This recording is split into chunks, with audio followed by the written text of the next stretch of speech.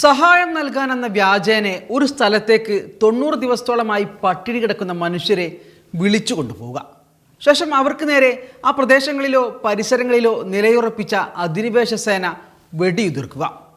ശേഷം ആ സേനയുടെ പ്രധാനമന്ത്രി ആ പ്രദേശത്തിൻ്റെ നിയന്ത്രണം തിരിച്ചുപിടിക്കാനുള്ള തങ്ങളുടെ ശ്രമമായിരുന്നെന്നും അത് നടപ്പാക്കിയെന്ന് സന്തോഷത്തോടെ വിളിച്ചു പറയുക. വെടിയേറ്റ് വീണ ജനത ഏതാണെന്നും സന്തോഷം പ്രകടിപ്പിക്കുന്ന പ്രധാനമന്ത്രി ഏതാണെന്നും നിങ്ങൾക്ക് ഞാൻ പറയാതെ തന്നെ അറിയാം.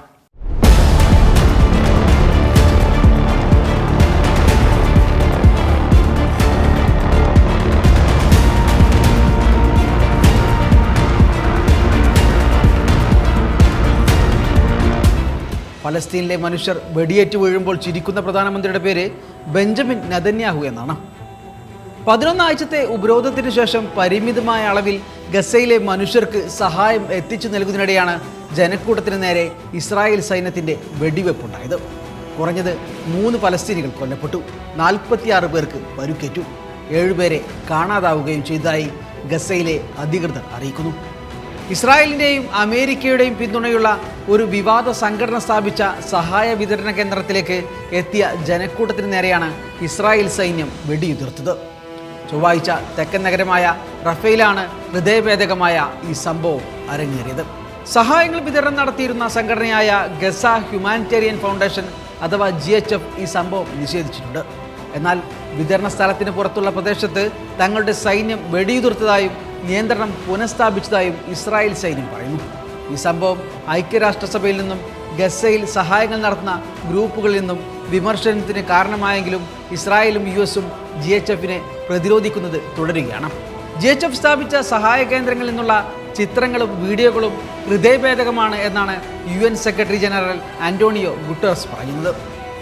ഗസയിലെ ഗവൺമെൻറ് മീഡിയ ഓഫീസും റഫേലിലെ ഇസ്രായേൽ സൈന്യത്തിൻ്റെ നടപടികളെ അപലപിച്ചു.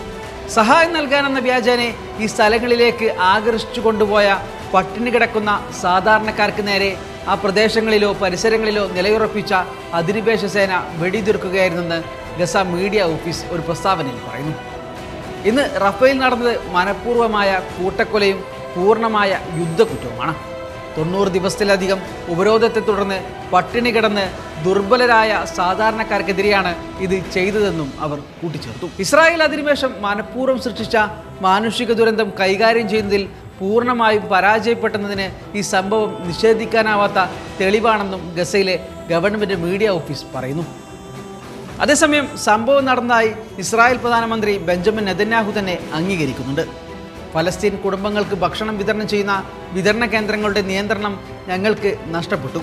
സന്തോഷകരമെന്ന് പറയട്ടെ, ഞങ്ങൾ അത് വീണ്ടും നിയന്ത്രണത്തിലാക്കി എന്നായിരുന്നു നെതന്യാഹു നടത്തിയ പ്രതികരണം. ഗസ മുനമ്പിൽ പോഷകാഹാരക്കുറവിന് തെളിവില്ലെന്നും അദ്ദേഹം അവകാശപ്പെടുന്നു. യുദ്ധത്തിൻ്റെ തുടക്കം മുതൽ ഇന്നുവരെ ഒരു മെലിഞ്ഞ ആളെപ്പോലും നിങ്ങൾ കാണുന്നില്ല എന്നും അദ്ദേഹം കൂട്ടിച്ചേർത്തു.